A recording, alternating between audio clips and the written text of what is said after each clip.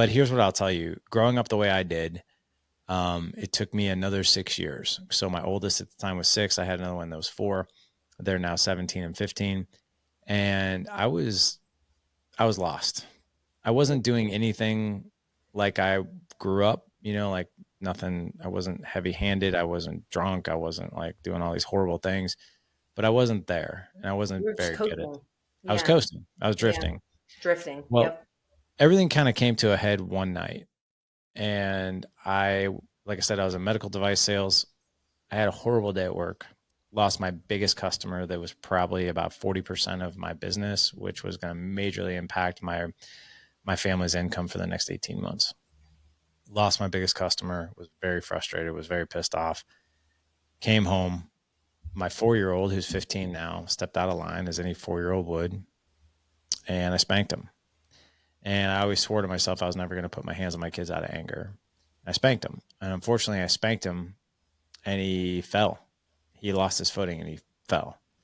And I was like, oh my God, what have I just done? And I went to pick him up and he looked at me like coming at him with my hands like this. And he shuddered like this in Yeah. absolute fear.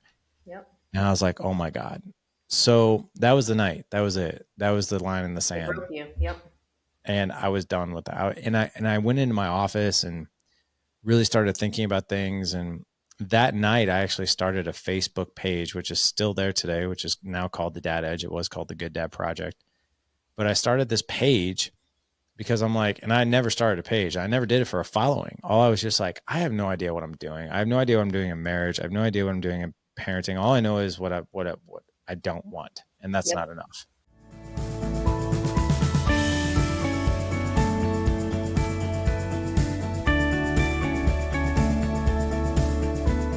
Hey parents, welcome back to Parenting on Purpose, your podcast for the entrepreneurial parent, the homeschool parent, and those parents not wanting to be in a box. So I'm really excited. We have another dad brand here today, and I'm just so motivated by the amount of like present fathers that we have in our space. It seems like this guy might have started the whole thing. So we have Larry with us today. Larry, how are you? Hey, what's going on? Good to be here. Thank you for having me. So it seems like you kind of like this movement. You said you've been doing the Dad Edge type specific podcast for 8 to 10 years. Yeah, it's so I've been podcasting since 2015, and I've been doing this. I guess I started it in 2012. That's so awesome. I love it. Well, we'll get into the story of the Dad Edge, the brand, why you decided it was necessary, and kind of what you stand for in a minute. But I always like to start off because we have such like cool guests from very different types of backgrounds in almost every continent now, and it's always fun to have like a common thread to ask just to see how people answer. So I'd like to know, what do you do, Larry, to show up on purpose in your life, whether it's as a dad, as a husband, entrepreneur? So what do I do to show up? What's one thing that you do? It could be like a practice or maybe like a mental thing to show up on purpose in your life. Like what's like a check-in or something that you do that you implement? So I mean, there's many of them. It just depends on what it is that that I'm really focused on as far or what even during the day. So it's like like right now, it's the middle of summer. You and I are talking. I have 4 boys, the 17, 15, 9, and 7. My 9 and 7-year-old are at camp. And so right now the house is quiet. My 15-year-old's at football practice, and my 17-year-old is actually working with my brother-in-law. So he picked up some summer work with him and doing some hard labor, which is cool. That's cool. So right now, I am solely focused on everything that we got going on at Dad Edge, right? This is like I like to use the word container, like the container that you work in. It's like this is solely what I'm doing right now. And then, it's going to look a little different come 4 o'clock this afternoon, right? When the kids come strolling back in, walking through the door, then I got to put on my dad hat. Um, I'll share with you one thing that I think has been really meaningful to a lot of guys out there. Sure. I actually just did a training on this, and this is great for just moms too, is this transition period between our work mode and family mode. So there has to be, in my opinion, there has to be like this very deliberate transition from work mode into family mode and I would say especially for men, because we're not good at it. There's really no other way to put it. We're not good at it. In other words, the best way I can describe it, a lot of guys are just like, hey, I don't know what the missing link is. And then when I share with them, I was like, well, think of it as if you were to run the 100-meter dash, right? And then, if you've ever ran track, which I never did, but I've ran, and we sprinted and raced, growing up and that kind of thing. I was like, what are the 100-meter dash racers doing, 5, 10, 15 minutes before they get on those blocks, right? Like, oh, they're jumping around. They're practicing the explosion off of the blocks, right? They're doing a few steps, they're stretching, they're kind of doing some high knees or whatever, right? But what they're doing is they're getting warmed up. Some of them even have music going on in their AirPods, like they're getting ridiculously dialed in to that race, Yep. mentally, emotionally, and even physically. So there's a transition. They're not just getting off the bench and be like, oh yeah, I think my 100 meters race is coming up right now, I'm going to go do it. Yeah. But that's what a lot of us parents do Sure. when we go to that transition. We just go in cold. And what happens is we don't show up in I think in our most confident, most authentic, most powerful Present. selves, where Yeah. we're servant leader and all that. So there has to be a transition. I usually like to take 10 minutes, whether that's deep breathing, whether that's doing some visioning work, or even like doing some cardio or doing a workout in some way, shape, or form, to get my mind, my body, and everything like ready, for dad, for husband, right? Because if I don't do that, if I walk, 10 paces out of this office and right in, I've got the hamster wheel still going with everything that I did in the business and in the mission that day. That's still how my brain is working. And that's not Yep. dad. That's not husband. That's work. Right. Yep. So I think that's a huge practice. The other thing too is I think it's really important to have a very solid morning routine, whatever that looks like for you. Um, I'm big into that as well. Uh, and I also think it's really important that when you go to bed at night that you just simply review the day. I have a practice that I do. Um, I like to use the term, and we've termed that. I don't know if it's a term that we've created. I doubt that, but we train our guys in Dad Edge to look through the lens of an appreciative eye. In other words, what we focus on expands and what we focus on grows. So if we're focusing on all the stress and all the bad things and all the horrible things that are going on, all the things that are pressing on us, well, that's what's going to show up in our life. If we focus on the things that we appreciate most and the things we have gratitude for, Yeah. well, those are the things we're going to see too. And there's one thing that I do, and I just started this probably a couple months ago, but I have a shared family album in my iPhone that I share with my wife and my two older boys who have phones. Um, the what I we call it Hagner family gratitude. So I take photos throughout the day, and quite frankly, they're super simple. Like, it could be like last night. I took a photo of me and three out of the four kids who went and got snow cones after we did baseball practice, and I was just like, this is cool. Like, and it's so simple. The other thing Yep. too is I have my oldest son, my 17-year-old he's helping me coach my 7-year-old's baseball team. And I took a photo of him he's like, hey, do you mind if I do like, this, like the lesson of the day for like at the end of practice? I'm like, yeah, man, go for it. So I videoed that and I put that That's in the awesome. family album. So just things like that I just want to capture, and just like let them set kind of into my heart of like, man, that was a high point moment.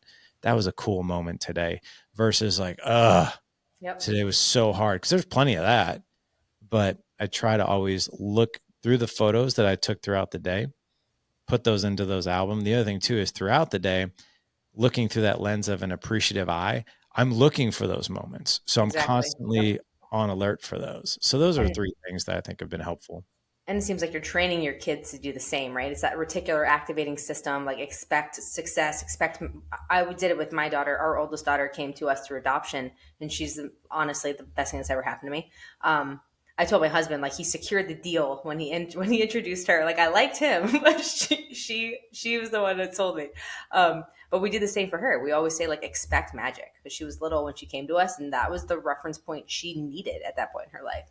But that's so cool. So you do a lot of different things throughout the day to show up on purpose, and that's very common from what I find from a lot of successful business owners and just successful adults, parents. So that was a great answer. I appreciate it.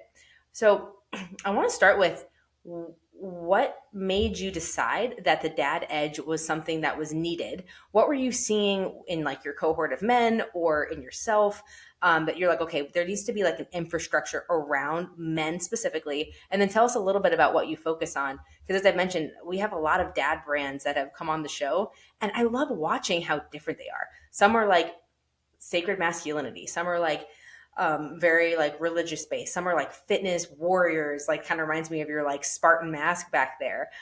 So it's just always cool to see the dad's perspective.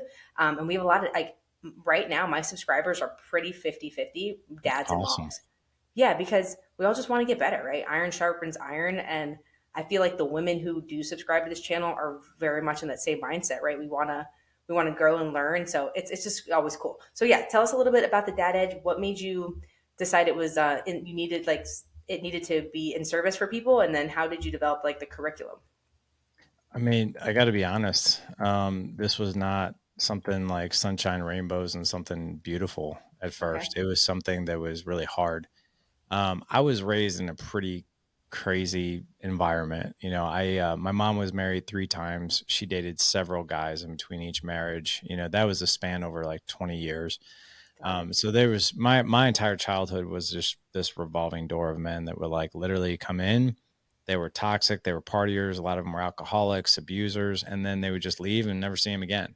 Wow. And the interesting thing about my biological father is my mom and him were married for 4 years. Then they had me. They got married really young. They got married at like 21. They had me 4 years later, and then 9 months after I was born, they had a horrible divorce, split up. I didn't see my dad. My mom got remarried when I was 4. He was my stepdad. He stuck around till I was 10. They got divorced. It was a terrible experience. Wow. But it was just really, really toxic. So I started asking a lot of questions because I had no recollection of my dad whatsoever. In fact, it's kind of crazy. Like I actually thought the moms go out and find dads, and like that's how Right. and kids just magically appeared. So when I realized, I was like, wait a second, like this dude didn't even come around until I was 4. Like, where did I even come from? So I started asking my mom questions. I was like, hey, where did I come from? Like, who's my dad? And she's just like, well, I was actually married before. And I was like, what? I had no Oh, idea. yeah. And she told me. And I was like, where is he? And she's like, she told me his name and showed me the wedding album. I was like, where is he? And she's like, I have no idea. We haven't spoken in years. Like, I have no clue where he's at. I don't know if that's true or not. I don't know if she knew where he was at. It's just whatever. But when I was 12, I actually met him, and it wasn't planned. It was by mistake. So Wow. yeah, I met him, and he lived 3 miles from us. Had no idea. And then I we had this relationship. He was remarried at the time, had a 2-year-old son, so I had a 2-year-old half brother, and then he had another one on the way. And as soon as I met him, I was just like, "Oh my god, this is awesome! This is my real dad!" Like I immediately upon first meeting him, I called him dad. And we had this really cool relationship for about 5 months. And he came to all my little league games, and I hung out with him every week, and I spent time at his house with his family. And then about month 5, things got really weird, like almost like distant. And the best way I can describe it now that I'm an adult is think of a guy that you've dated and he's just not into you anymore, but he hasn't told you, but you know it's coming. That was the feeling. Like I was just like, I don't know what's going on here. I just feel like he's like trying to do the fadeaway. So I called him up one day and I'm like, hey, what's going on? How old are you at this point? You're like 12? 12. Oh Yeah, I god. was 12. And I called him and I was just like, this, something doesn't feel right. And I called him and I don't even know, to be honest, like what was said. I just remember how it ended. And it ended with him leaving again.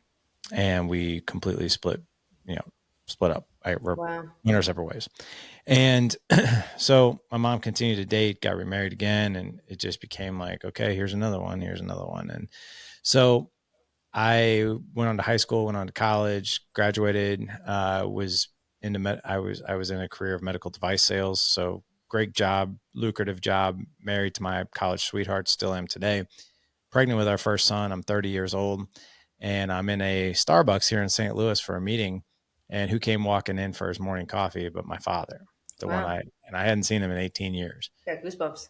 Yeah, and I saw him and was Did like, he "What?" recognize you? No, he had no idea I was even there. And one of the coworkers that was with me, we were also good friends outside of work, so she kind of knew the story. And I was like, hey, I was like, you'll never guess who just walked in here to get coffee. She's like, who? And I was like, my father. And she's like, what? I was like, yeah, my father. And she's like, oh my God, where is he? And I was like, he's right there. He's about 20 feet away from us. She's like, oh my God, what are you going to say to him? I'm like, nothing. Not going to say a thing. I was like, I haven't seen him since I was 12. What am I going to say to him now? Well, she took it upon herself to just go over there and walk over and start talking to him. And I was like, oh my God, what is she doing? I would have done the same thing. Really? Yeah, I could tell Yes. by the way you were just like Divine shaking your head. intervention, man. Come Right. on. So anyway, I don't know what was said. I think what she told him was like, "Hey, you don't know who I am, but I just want to let you know that, you know, your son's here in this coffee shop, and I think you would do well to meet him or reconnect with him." So he came over, we talked. Well, here we are 17 years later, and we've got a relationship. So I still have two younger half brothers, very close to them. My dad's still married to the same woman. He's a very successful entrepreneur, business owner. Um, but here's what I'll tell you: growing up the way I did, it took me another 6 years. So my oldest at the time was 6. I had another one that was 4. They're now 17 and 15, and I was lost. I Yep. wasn't doing anything like I grew up, like nothing. I wasn't heavy handed. I wasn't drunk. I wasn't like doing all these horrible things, but I wasn't there and I You wasn't were just very good at it. coasting. I was Yeah. coasting. I was Yeah. drifting. Drifting. Well, Yep. everything kind of came to a head one night. And like I said, I was in medical device sales. I had a horrible day at work. Lost my biggest customer that was probably about 40% of my business, which was going to majorly impact my family's income for the next 18 months. Lost my biggest customer, was very frustrated, was very pissed off. Came home. My 4 year old, who's 15 now, stepped out of line as any 4 year old would, and I spanked him. And I always swore to myself I was never going to put my hands on my kids out of anger. I spanked him. And unfortunately, I spanked him and he fell. He lost his footing and he fell. And I was like, oh my God, what have I just done? And I went to pick him up and he looked at me like coming at him with my hands like this. And he shuddered like this in Yeah. Yep. absolute fear. Yep. And I was like, oh my God. So that was the night. That was it. That was the line in the It sand. broke you. Yep. And I was done with that. And I went into my office and really started thinking about things. And that night, I actually started a Facebook page, which is still there today, which is now called the Dad Edge. It was called the Good Dad Project. But I started this page because I'm like, and I never started a page. I never did it for a following. All I was just like, I have no idea what I'm doing. I have no idea what I'm doing in marriage. I have no idea what I'm doing in parenting. All I know is what I don't want, and that's Yep. not enough. So I was just like, well, what if I could learn this stuff? Like, what if this is a skill just like anything else? And I started really looking at things that I was good at, which was a short list, still is. And like I was doing like an example, right? So I loved martial arts. At that point in time, I think I was doing martial arts for 10 years and I loved it. And I was somewhat decent at it. And I was like, why am I somewhat decent at martial arts? Well, I go every week. I have an instructor, I have a coach, I have a mentor, I have a community, an entire Hmm. community of people that I learn this with, that I practice with. There's always somebody who's teaching me, somebody who's doing life with me, and somebody I'm also mentoring. Yep. So it's this incredible education. I was like, do the same rules apply for marriage and parenting? Maybe, but let me go figure it out. Let me see. So I started learning things, just like skills around communication, listening, creating an environment of psychological safety, generative questions, voice tone, like all these different things that really are the stickiness in relationships. And I started implementing them and I just started sharing it on that page. I didn't do it for anybody. I actually did it just for me. I was like, I just want a log of everything that I'm learning. And then suddenly like that page got some traction and started getting followers. And then I was just like, maybe there's something here. And then I started the blog in 2013 and I got tired of blogging after 2 years. And I wasn't doing it for a following, like I said, no traction or anything. And I was like, I think I want to start a podcast. And I was like, I just want to start a podcast because I'm tired of typing. I just want to have conversations with people. And I always joke about this. I had 10 good ideas for podcasts. And then after that, I was on God's good humor. And I looked this morning, we're at 1,034 interviews. And I'm Oh, like, wow. It's amazing. yeah, so it's been a lot. But to answer your question, it's just been this unbelievable evolution of learning, through 1,000 plus experts. I've written a few books now. And it's all been learning. It's literally like, I will never be the guy that tells you like, oh, I got this all figured out. I've arrived. Man, I haven't even scratched the surface. Like, I'm still learning. Yeah, of course. And so everything we do, like, we definitely have an arsenal of skills agendas now that we teach our guys, like in our mastermind and stuff like that. We teach men 5 different areas. And that is number one. And there's several different like small branches of skills that go underneath these. But first one is creating an extraordinary marriage through elevated communication, connection, and intimacy. So that's one. The other one is creating an incredible bond with your kids, where you're a more resilient, calm father that makes memories and adventures with your kids. Right. So that's number 2. 3 is optimizing physical, mental, emotional health. So basically self care. Guys like to neglect that one. Yep. Um, Also, financial mastery. One of the things that we see stresses out families more than anything is finances. 50% of divorces are due to financial distress. So getting your money in order is a big one, right? And then the final one is leadership. Most of us really don't know. We think management when we think leadership, but leadership is much different. So we teach men how to lead from the front, lead themselves, lead in their family, lead in their careers. And, those are diehard skills. A lot of us, and the final thing I'll say is this, a lot of us think that all these things are just feeling like, oh, I'll wing it. Like, I'll figure it out. Like, that's insanely frustrating. It's like going back to the good old days where you don't have a map and you don't have GPS in your car and you're like, I think I know when I'm going to get there. And I think I remember what turns to go. I'll figure it out along the way. And then the journey to whatever destination you're going to is like, I was kind of stressed along the way because I didn't know when to turn or what traffic was coming or what time I was going to get there. It just wasn't enjoyable. So I hope that answers your question. That was great. I love the evolution. I love the story.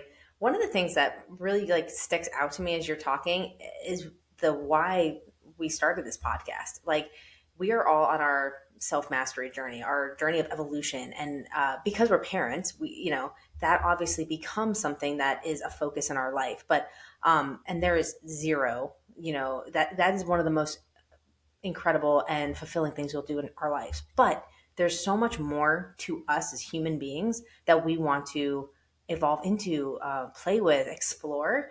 And I think sometimes when you experience what you experienced, and I also am in medical sales, so it's really funny. Are you really? I actually am, yeah. What? Um, That's so cool. yeah. I mean, I'll give you more details offline, but I would yeah, love to. Yeah. yeah, it's so funny, and I love it. And I actually started the podcast. We're launching a food brand. My 15-year-old that I mentioned, the one that we adopted, she's now ours fully. She wanted to create healthier snacks, and I have a 3-year-old, and we wanted to make something healthier. Our family's all about like getting out in nature and hiking, so we decided to like, okay, let's go make a better version of a snack. And then we did hundreds of interviews, and we Oh learned my that God. parents they just need tools, right? And so my heart behind developing the podcast is just to serve parents, to give parents who are like me, like you, that love being a parent, just other people to tag into, relate to, maybe tools for different professionals to use for different things, to help them enjoy the journey better, to help them find their purpose. Um, That's so cool. because when we can lead from the front, as you said, that you don't really need a parent. You're developing a relationship with your kids, and you're really just showing them life and then helping guide their decisions, or even better, just being there while they decide how they want to handle their own life, right? Instead of telling them what they should do. So that's kind of how we got to this point, and man, it's been a crazy journey. But what I see in your story, and I see a commonality with a lot of our speakers, is you're still figuring it out, and you found your purpose through parenting. Like, you became something you didn't want, and instead of just being okay with it, you said, no, I'm going to use this as an opportunity to become a better person. And I know so many people who in the next 5 to 10 years are going to be coming online with whatever that is in themselves. And I'm just so excited to like watch it. That stuff lights me up because I feel like that's why we're here on this ball hurling through space. And I just, I just love seeing that. So what a beautiful story. And I'm so glad that you guys reconnect with your dad, but I'm even more glad that you are the type of parent you are because of it. There's this, it was like a Netflix series. It was like 10 years ago, but there were like a guy on death row and the chief of police, and they had the same dad, and their dad was this like mass murderer who got executed. And when they were interviewing the two sons, chief of police, also a guy on death row, they interviewed them, and they both had the same dad, and they said the same answer to the interviewing Yep. question. Yeah, they're like, with the upbringing I had, with the father I had, how could I have become anything else? Yeah. So 100%. it's who you I know make. it's Yeah, you know the story. I know the story, and it's so funny that you talk about that because I refer to that actual story quite a bit. You know, it's I think you're really onto something there because the story that we tell ourselves is the life and the world that we create. So, you know, like my stepmom always like, and again, I could tell you stories that would go on for hours and I would never do that. But like my stepmom, who my dad's been married to for 40 plus years, she kind of like shakes her head every now and again. She's like, on paper, you should be in jail. Like on paper, you should be completely face planted and you know a loser in society because of like all the craziness. But I think that type of background will brew two types of people. One, you illustrated both of them. You know, one of them is going to be a disaster, the other one's going to be a success, and it's the choices that you make. On the flip side, like I also need to be insanely careful. Like, and I'm sure you're the same way because you come across to me as like such a good on point mom, right? And the other thing too is I got to be very cautious to not overserve my kids. Yep. You know, like I'm like, listen, dude, like I came from the school of hard knocks, and I'm not going to give you like this incredibly coddled, comfortable life at all times, right? I'm going to love you, and I'm going to create an environment of psychological safety for you. You can come to me with anything, but you're going to do some work. Like an example of this, and this is Love that. super minor, right?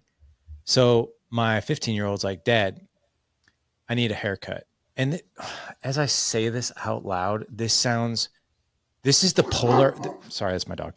This is the polar opposite of who I am because I'm still like this gritty, like everything has been successful and we're comfortable and all that.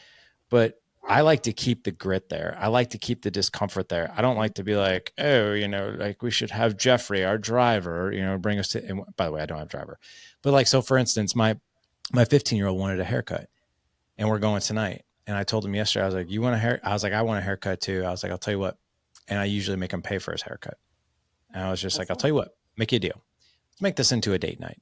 I was like, do you want to like let's make a whole evening of it. I was like, do you want to go play tennis because he likes to play tennis, or do you want to go to the firing range and shoot guns? He's like, I want to shoot guns. I was like, okay, cool. I was like, I'll take care of the gun thing. I was like, I'll reserve lanes for us. I was like, but you make the appointment for our haircuts. And I was like, you know, I was like, and I want so make me an appointment and a beard trim. I'll take care of the cost, and then we'll go out to dinner afterwards and hang out. And he's like, I got to call the haircut place. And I'm like, yeah. And he goes, can't you just get Jamie to do that? She's my assistant. I'm like, no, you want a haircut, you call, make Exactly. the appointment. And I he's love like, that. and it kind of floored me because I'm like, oh man, I got to watch like how much, and he's a workhorse though too. Like he is a workhorse. Like there's nothing comes easy to him. And he goes, what do I say when I call? And it's so I love funny. We this. live in like this digital world. Like these kids don't even like you and we'd call Domino's, be like, yeah, I need a large sausage pizza, right? These kids don't even know how to do that because everything is a punch of a button. And I told him, I was like, call them. Well, first of all, I asked him, I was like, what do you think you need to say? He's like, well, I guess I need to figure out the time and then I need to tell him what I want. And I was like, yeah. And I was like, and he's like, okay. And I checked in with him later on yesterday. I'm like, hey, did you make the appointment yet? And he goes, no, I haven't done it yet. And I was like, okay, I'll tell you what, the place you want to go to books up really fast. If you don't get the appointment, that's on you. And we're just not going to get haircuts. So it's on you.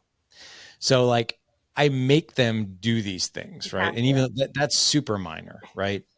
But like I make that I'm not gonna like, hey, I'm not gonna hold your hand. I'll guide you, give you a point in the right direction, but you gotta do the work, man.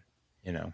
So there's a lot of fun things here that I want to unravel. Like one, as a woman, I love the masculine component because like my husband comes across a lot like you, but he's like very physically large. He's a Samoan dude. He's like 230, like 6'3". He's a big guy. But he's like so gentle in his presence. And I like really appreciate the structure that he allows, like sets for our family. It's super fun too, but like just gives that like calm. But then there's also that like there's a safety to that, but we also, and I'm laughing as you talk because it's like game recognizes game, because I'm like, we're just such heady people. You can just tell. You can just tell a basket case when you see one, because it's like we overthink everything in our own lives and like how it comes across and how do my kids perceive this? Am I setting them up for success? Am I doing too much? But by and large, I like am all about what you are doing, because I think those children see how to interact with the world, and they have enough guidance, and then they know it doesn't have to be perfect. Just do it and move on and see how you see what you Exactly. like my daughter's Yeah. 15, and she makes her like I've had her make reservations since she was like 8 or 9. Like I said, I'm in outside sales and my husband does sales and consulting, so it's hilarious. We like teach her how to cold call. We do like we run through our scripts with her sometimes, and we make her be like the customer. And it's just hilarious to watch her like interact with the world and how she expects people to answer, because she just expects success because that's what she's been taught. So now $100%. she owns a little dog walking ring in the neighborhood. She has like a little Oh, that's business. awesome. It's so good. Um, Good for you. yeah, she's just awesome. That's Here, incredible.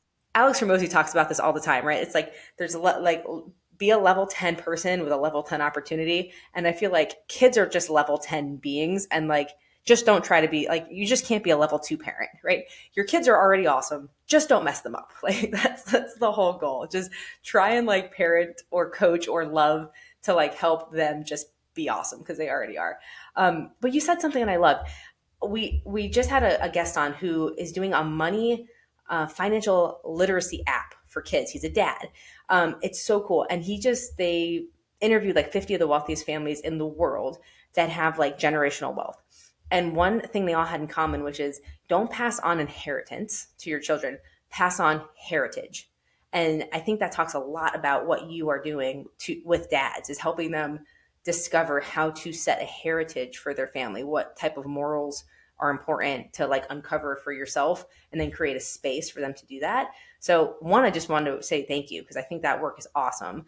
But I'd love to hear like any stories you want to share or anything that comes to your heart for like maybe some guys that went through your program or some things that like they learned or you learned, anything like that would be really cool. Yeah. So are you talking about just finances? It can be anything. When I think of like just I guess the family heritage, the family culture, um, having those morals and values set as a family, that I think, and I'll say this as a proud woman, I think has to come from the dad. I think a lot Yeah. of that has to come from that masculine, secure place, right? Yeah. Such a good point and so well said. So there's a few things. So I'll just share with you, like, what does Team Hagner stand for? That's what we call our family, Team Hagner. And the reason we are Team Hagner is because we're a team. Now, granted, mom and dad are the captains, but we're a team. So I'll share with you some of the philosophies, and we say these things very often. Um, what we stand for: we value experiences over stuff. We value memories over stuff, and we value connection over stuff. You won't find us driving the finest cars. You won't find us wearing the nicest clothes. We all shop at TJ Maxx and Ross, right? We buy used cars. But what we will spend money on and time and resources is making memories and adventures, go places you've never gone and do things you've never done. And, you know, this past weekend was Father's Day. And I kind of get choked up thinking about it because we went on this very simple trip, right? And all the kids gave me Father's Day gifts, which I'm not a gift person, but and anytime anybody, my wife says you drive me crazy with birthdays and Father's Day because she's like, what do you want? I was like, I don't Nothing. need a thing. I was like, what would just warm my heart? Finally, this year, I gave her some breadcrumbs because I was like, I really need to tell her what's meaningful, right? And I told her, I was like, you want to know what's the most meaningful thing in the world to me? the words you put on a card are any photos that I can hang that are memories. Awesome. And my wife got me this book and she put it together, and it's 250 photos over the past several years of family adventures. And I just like looked at that book and I was just in awe. I was like, oh my God, look at the things we've done. Right. And some of the trips, some of the adventures have been the most simple, cheapest, things that somebody would look at that and be like, uh, that was cool. I'm like, yeah, it was cool. Like we went caving as a family once, and they were Awesome. like, that sounds terrible. I'm like, no, it was awesome. But, my kids, you know, put these beautiful words on the cards. My little guys, like it was insane what my wife did. She's awesome. My kids drew a picture. So like my 9-year-old drew a picture of me and him, and I was wearing a hat, and it was me and him, and it just said, "I love you, Daddy. You're the best, Daddy." And my wife made custom socks out of the That's photo, awesome.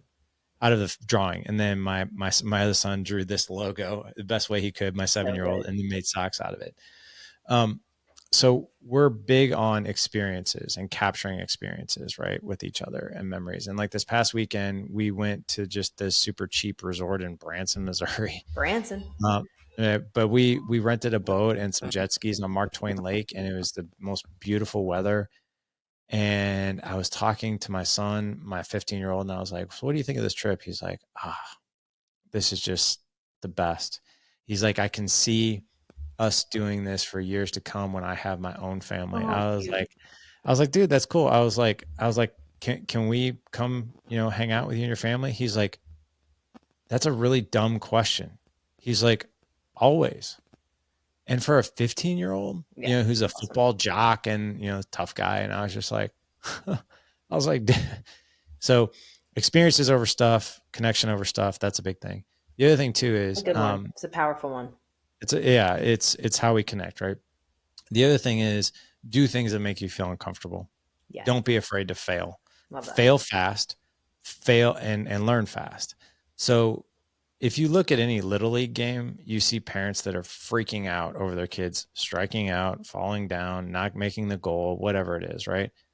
I'm like, no, man, go out there and fail. Yep. Like, Love go it. out there and Love it. do something you've never done. So, fail fast, learn fast. That's another one. Like, don't be afraid to fail. That's a big one. Another one is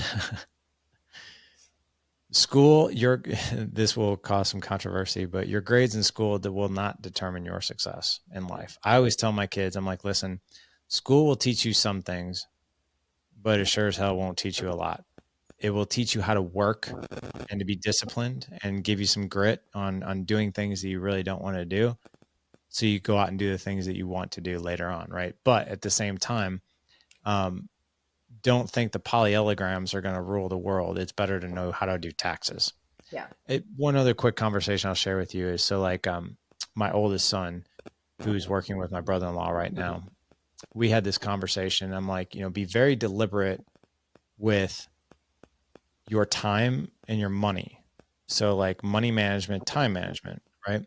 So like my 15-year-old, or sorry, my 17-year-old was really trying to decide whether or not to, and this is, by the way, this is one of our core things as well. It's like, let's talk about big decisions out loud. Yeah. You make the decision, but Yep. let's give you some guardrails and some things to think about that you might not see, some blind spots.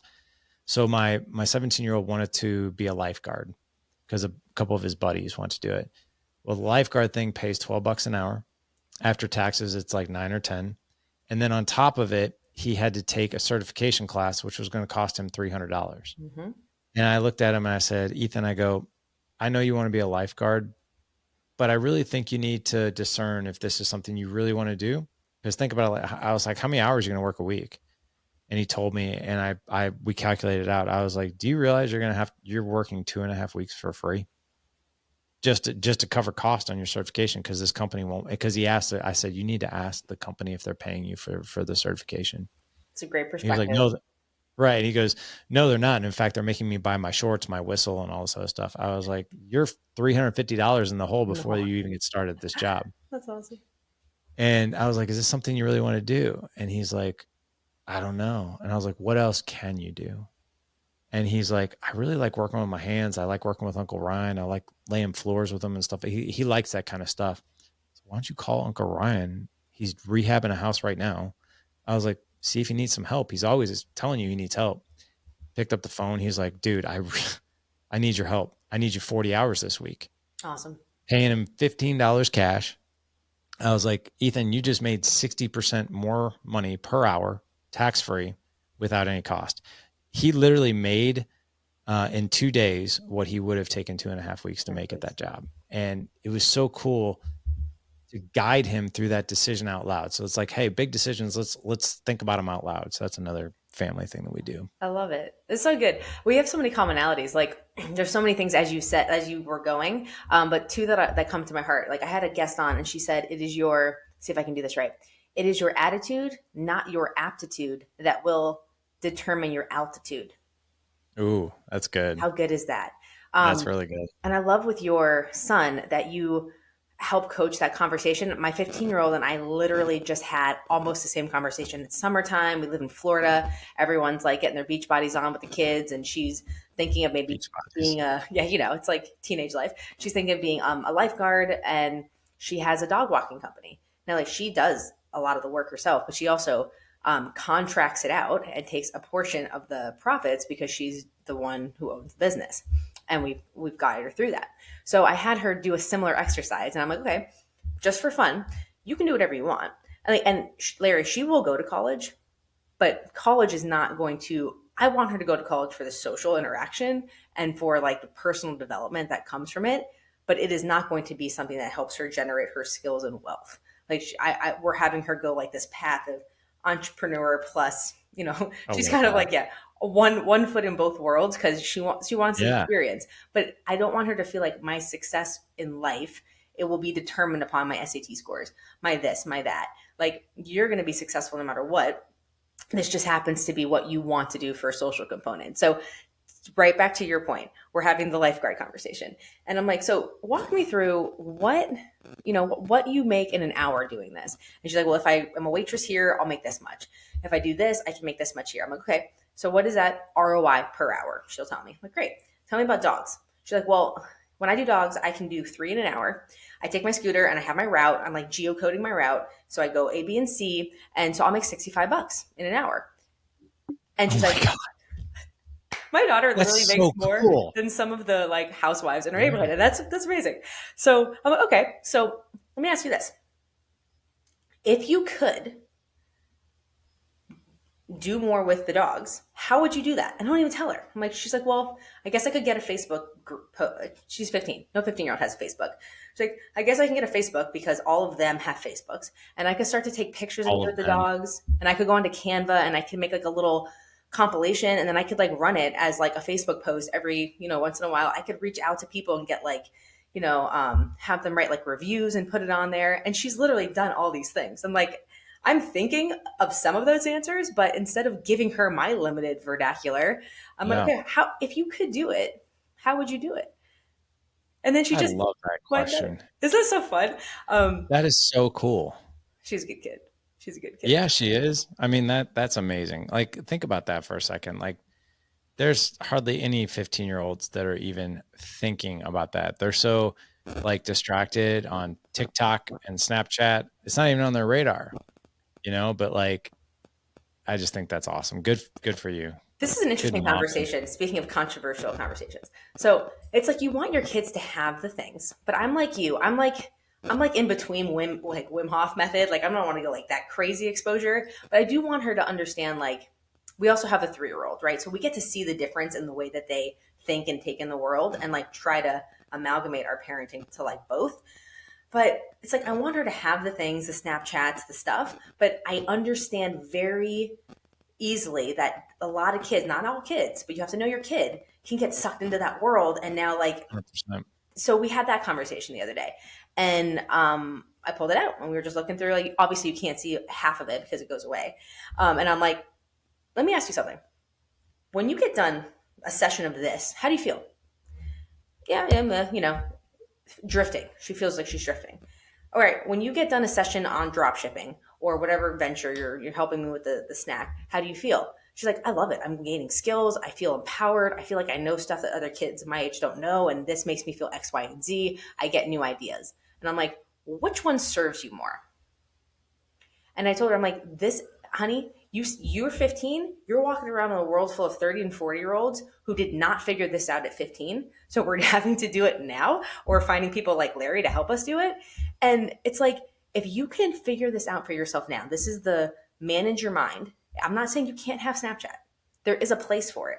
And that went into the whole like create before you consume conversation. Yeah. But just you don't want to like, I don't want her to like be a militant schedule. I want her to still be a kid, but I just want her to be Sure. mindful of these things, because how dangerous in a good way or different would your lives be, or the lives of our children, if we could just be 1% more present, Larry, to help them foster these skills, right? 100%. And I think what happens, and look, I think all parents are doing the best job with what they've got. And to be honest, Caitlin, I mean, like we, our generation of parents, I'm scared for us a little bit. I really am, because I think, do you remember, how old are you? I'm 34. Okay, 34. So I don't remember this because I wasn't alive at the time, but maybe like when you were a kid growing up, or like just throughout, adulting or whatever, you might have seen this a time or two. But do you remember when cigarettes, like in the, I think it was probably the 40s or the 50s, like when they really, really became popular, and like even like on Time magazine, like they even had like, your doctor smokes Marlboro Reds, so should you. Like in a way, they actually thought cigarettes weren't harmful to your health. And then they came out like, holy shit, like all these people got cancer now, right? And I honestly think, people didn't know what they didn't know back then. And I think our generation of parents, me and you, right, we're raising these kids right now in this digital environment. I mean, this thing right here, right? That's my wife, by the way. um, Beautiful. I this, saw like this half a picture, but that's awesome. Represent. right. So this thing is like a window to the It's a world, portal. right? It's a portal. It's literally like, I think about it like this. It's kind of funny. Like I think about it as like, we're all like in the matrix a little bit, and we're all in that like little cocoon, and this is the window to all the good things and all the bad things Oh, that are kind exactly. of outside that we just can't physically touch. And a lot of things out there are just landmines and bear traps, right? And when you give a kid a window to that world and the way that these things are set up, like I'll give you an example. Caitlin, I can't stand TikTok. I hate it with a passion. I have a TikTok account. I don't even manage it. I don't go to it. I don't even know what's on it. I just can't stand it. And I can't stand it because of it's training the brain to only look at things for like a second, and then that's your attention span. It's like literally shortening your attention span, a whole host of other really bad things.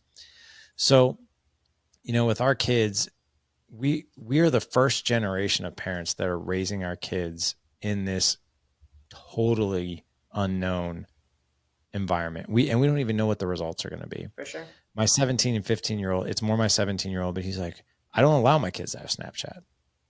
Good. I have Bark on their phone. Bark is an app that, Lets me see all you, their stuff. Yep.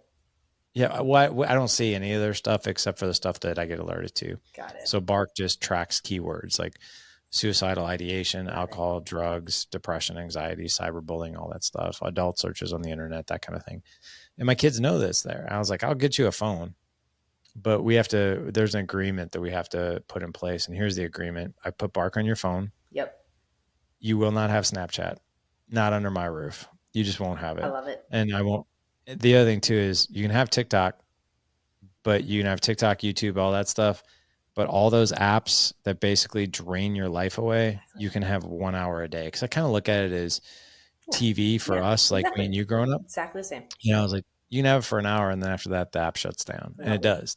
They cannot get into it unless they request more time, Yeah. My which husband does the same thing for her.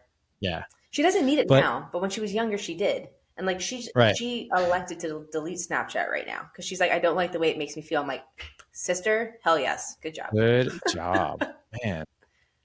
Don't worry. You should interview your daughter. Yeah, she's awesome. She's gonna start doing these with other kids, like of people like you, right? Like your type of kids, to just get some like minded people together. Because think of, you just said it. think of the world that they live in. It's unknown for us. We are not prepared to guide them through what they will face, which is why I'm a proponent of not giving them the answers, but teaching them how to think. And then letting them tap into like minded people so they understand I'm not the weird one because I'd rather learn about streams of income or ways to be of service, servant leadership. That doesn't make me weird. Like she's researching like a climatology science camp that she wants to go do. And I'm watching her go through the mental trepidation of like, or I could just do this because that's what all the other kids are doing. And I'm like, girl, is that the life you want? Do you want everyone else's life? Because if so, make the decision everybody else makes. You want to have an extraordinary life? Make decisions for yourself. But yeah, it's a fun exercise as a parent to coach people through these things for sure. It is. And the fact that your daughter is like making those decisions, it just shows like what an incredible human being that you're raising. You She know, a business owner, entrepreneur, dog walking, no Snapchat toleration girl. I love her already. Yeah, she's and it's funny. Like I think if you would have her in front of you, she's so humble because I think she, Yeah. like you, like me, like our parents, all of us here, she's figuring it out, and she's Hmm. deciding what makes me feel good, what doesn't, where do I want to Hmm. invest my time and energy, and where don't I? Um, Yeah. so I want to share one more story with you because you made me think of it, Yeah. and then I want to ask you one or two more questions before we wrap because Sure. I know we're on a time limit. So you were talking about like your family values, and it made me think about that there's really no right or wrong, but I love like this is totally dependent on your preferences as a family, right? Which you come up with as a family. But I love that you model. And I think it's so important that I think it's so easy for parents to parent or talk, and it's much less natural to just lead from the front, which you mentioned is something you teach your dads. And I think of I'm in a corporate like Fortune 500 kind of situation, so I always think in terms of like lead and lag indicators, and like it's Oh, yeah. easy to talk. It's a lead indicator. You can see immediately the result of it because you're talking, so you feel like, oh, we're all better now. That was great for me, right? You got the same thing out of that? No, kids don't get crap out of that. It makes you feel good. It doesn't help the situation. But when you can model and it might not happen right away, but it'll happen. And I'll give you an example. Like my 3-year old, he does the cutest things now because we do family prayer and family meditations, and we'll sit That's and we awesome. do family gratitude. What are you grateful for? He just turned 3 in March, Larry, and he is the Oh one my now gosh. at the dinner table who's like, okay, literally, I'm not even lying. How was everyone's day? Let's all say what we're grateful for. And my favorite thing that he says now is, it's a great day to have a family. He just says it randomly during the day. But like that comes from something. And I would never think like, oh, yeah, we're going to make an environment for my kid to say this. We just show up and say, gratitude's important. How do we show it? And then they start to understand the basics. They become their first principles that our kids now get to go out into the world with. And I'd much rather them know how to do that than to just sit here mindlessly 100%. and do that. 100%. Um, that's just so cool. I love that. It's good. I mean, you said something very similar with your sons too, and it just made me think of it. It's so fun to see these mirrors. Like this is why I love this podcast, and why I love having people like you on because like there are so many people out there, and I know like I've already had so many of our like followers or listeners reach out and say they've hired this person as a coach, or they started to do this person's program, or these two people linked up and some cool stuff happened. And like I remember as a YouTube viewer, there was a girl I used to watch on YouTube. It was like a spiritual type person, and I reached out to her and she responded, and like I thought that was so cool. I felt like I was finally like getting off my butt and like doing something and like being involved. And I mean, that's why we're all here. Like, this is your life. Like, it's here for you to do something with. It's yours for the taking, right? So, when there are people like you who are here to serve the servant leadership and like allow your followers to get involved, like, I don't know, I have such a high respect for that because that takes a much different level of servant leadership than like selling a product, right? So that kind of leads me to my last question. Like, I want to know a little bit how you help your dads, what that community looks like, and then if you could just wrap up with where people can find you, because I'm sure this message will resonate with a lot of dads, and I know they're looking for people like you. So Oh, thank you. And I just want to just acknowledge and appreciate all the great things you're doing in your family and being able to share it with the world. Because just by people listening to your podcast and your message, like even me, like I'm sitting here thinking, like, man, like I could have suggested to my 17-year-old son to put a, I could have put a Facebook post in our subdivision saying, "Hey, does anybody need their dogs walked?" Like $65 an hour? Are you kidding me right now? Like that's a nice little take home for an hour a day, right? So that's pretty cool. So just as far as like resources go, we have, I would say, anything that you want for free, and then also the things that you want to pay for. I like to kind of categorize them like that because each one will obviously get you, what is it you're looking for. So from a free standpoint, the podcast is free. Obviously, we've got 1,000+ episodes That's that will awesome. keep you busy for a couple of years.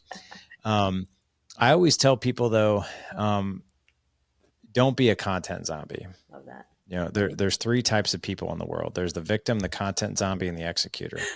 The victim, right? We all know these people, and we've been these people. And quite frankly, we're probably a victim in some area of our life, whether it's our fitness, our finances, or whatever. Somewhere we're a victim, right? We're telling ourselves a story of why we can't be successful, and then we look for proof. That's what a victim does. Tell themselves a story of why they can't be successful, and then they'll lose their patience on their kids, like I did, and be like, "See, I told you I couldn't be a good father. I wasn't raised that way, so I can't be. Like, look what I just did." That's a victim. No Yep. excuses. The content zombie. This is where I caution people: be very careful about free content that you consume, even podcasts. And I have a podcast. When guys come and join our mastermind, they're like, "Oh man, I listen to 6 hours of podcasts a day." I'm like, "Why do you do that?" Like I used to be that guy too. And what I found is I was an encyclopedia that stayed on the shelf and didn't do anything with the information. Love that I just analogy. felt better. Right. It just felt better. Right. I'm like, oh, I feel better. And then you look at your life, you're like, but there's really not a whole lot changing. Yep. And that's because the executor, the third person, will then take a strategy and implement it. So if you're looking for free content, we have YouTube channel, The Dad Edge. We have the podcast, The Dad Edge. We even have a free Facebook group. I think we have 20,000 guys, and it's called The Dad Edge, real dads with purpose. And that's it's more of a forum where you can ask questions. And, I go in there, and we have other guys that go in there, and we just engage in the posts and that kind of thing. But nothing is upfront and personal.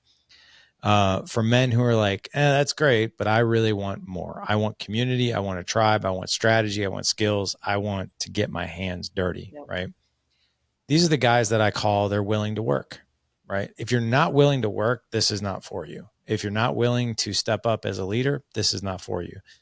So we have Dad Edge Mastermind. We call it the Dad Edge Alliance Mastermind. This is for guys who are like, you know what? I want to create an extraordinary marriage. I want to be a better father. I want to be a more effective leader, right? And even if your life is already good, man, let's make it great, right? Don't wait until your house is on fire, burning down to the ground before you call the fire department. You do that when you see a spark in the switch. Exactly. So the mastermind, we're gonna give you real-time skills. Like literally, you get off one of our group coaching calls, you have a new skill.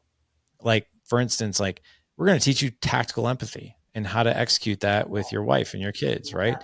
that. Don't be the problem solver. Don't be the guy who's like, oh, you're overwhelmed, you're this, that. Here's what we're going to do. We're going to do this, we're going to do this, we're going to do this, we're going to do this, right? Versus like, that sounds overwhelming. Tell me more about that. What's going on, right? And just be a man who creates space and empathy, and just be a freaking ridiculously great validator and listener. That's all you really need to do, but guys don't know that. But that's just one skill out of 50 that we teach in those areas. So Dad Edge Alliance, it's $500 for the first 3 months. And then after that, it's $97 a month. You'll be a part of a secured call team. You'll have your same team, your same group of guys, the same team captain who's taking you through all these skills drills and all that stuff. But that's the Dad Edge Alliance. One other program that we have, it's for Dad Edge business owners. It's for dad business owners. We call that the Dad Edge Business Mastermind. We also call it Accelerator, but that you have to be a business owner in order to be a part of that group. And the reason we do that is because there's a different mindset for a business owner, and there's a different way that you have to feed those guys. And I'm not saying one is better or the other. They're just very They different. are. So, I mean, you know it and I know it. Even if you're in outside sales, you have your territory, you have your own business, and there's a lot of physical, mental, and emotional, you know, things that go into that, For sure. right? Versus like you drive a truck for UPS and you punch the time card, which by the way, great living too. But the mindset and the needs are very different. So we cater to those needs. That's awesome. I like that. There's so much there that's incredible. And as you talk, I'm thinking, so iron sharpens iron and accolade right back Oh at yeah. you is like, man, it's just great to see this. Like, I don't see this for moms very often. It's like, it makes me so happy that dads are just showing up, right? Like the leaders in our life, they're here, they're working, they're sharpening their skills. I love that your programs are skill based.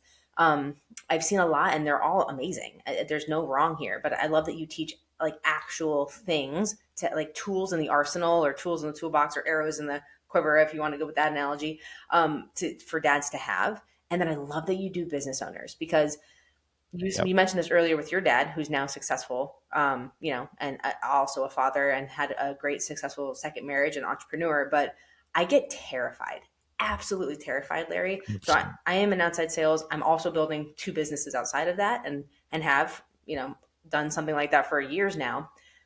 I don't want a lot of the life or the marriage that a lot of these successful entrepreneurs have and the kids that they have. So there's the wealthy families who have figured out heritage and that causes generational wealth. And I absolutely do believe it's the heritage and the core principles first, then the wealth follows. But then there's so many that are like caught in the crossfire. And that's like Yeah. my underlying goal here is to help people have the courage to be an entrepreneur parent or a homeschool parent or just parent that thinks for themselves basically instead of like a sheeple parent. Like I think our like mascot is a sheep. Like I really like I'm trying to like have anti-sheep people for parents and have the but not have the type of marriage and children relationships that so many entrepreneurs have because we're not taught how to do both. So the fact that you have We're a not. program to help you do both, like Yeah. that is masterful, my friend. And I'm so appreciative that you have that for fathers. It's great. Well, no one wants to build like I'll share a quick story with you just in the interest of time and it'll only be a minute. We just had a guy join. He owns an incredible company and he just sold it for $42 million. It's dollars. awesome. And he just joined our program. And on the discovery call that he scheduled, I schedule discovery calls with the guys who want to do life with us, especially in that program. And this guy was in tears. $42 million. He's in tears. He has a 10-year-old, an 8-year-old, 6-year-old son, three boys. And I go, why are you crying? Like, what's going on? Like, I had talked to him for probably 30 minutes into this and he Mm. just broke. And I go, why are you crying? And very empathetically. And he's like just shaking his head. He's like, you think I'd be happy? $42 million. Like this was what I was shooting for. I was climbing this ladder so hard. Mm. Like every bit of energy and time I spent, like if I could just do this, if I could sell the company, then I would be happy. Exactly. Right? It's always if I could do X, then I would be happy. Yeah. And he could barely speak and he goes, I've lost 10 years with my kids. Exactly. He's like, and I would take it all I have back. goosebumps. I know. He's like, it wasn't worth it. $42 million wasn't worth. He's like, Yeah. once you've made over a certain amount of money, the rest of it just doesn't matter anymore.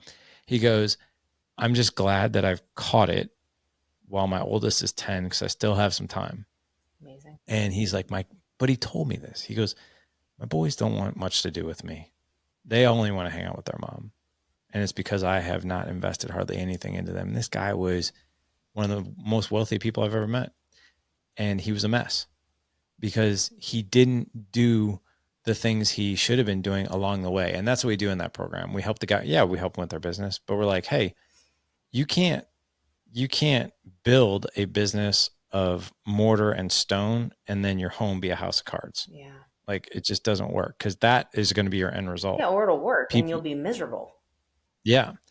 Don't come home with a wallet full of money and a house full of strangers. That's one thing we say. I love that. Oh man, there's so much here. Like this is great. The work you guys do is awesome. I'm excited for that gentleman because I know he found the right tribe and he's going to be fine. And you know what? Like kids are super resilient, and I'm sure he is now going to show up so intentional because of the leadership you guys are helping him develop in himself, and because of his life experiences.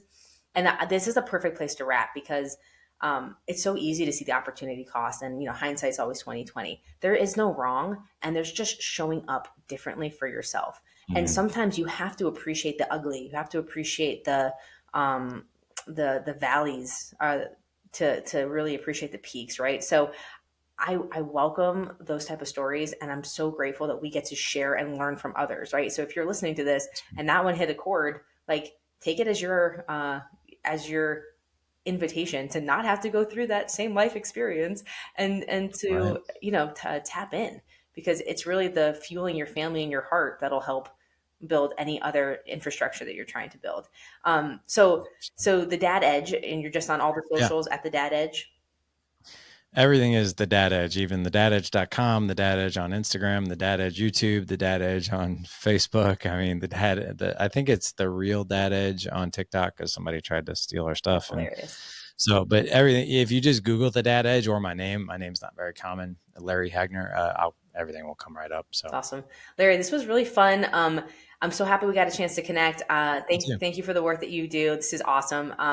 Looking forward to hearing from our audience and what they think about it. And parents, you guys know the drill. We show up here every week. This has been the best journey. I've learned so much. I show up differently in my life.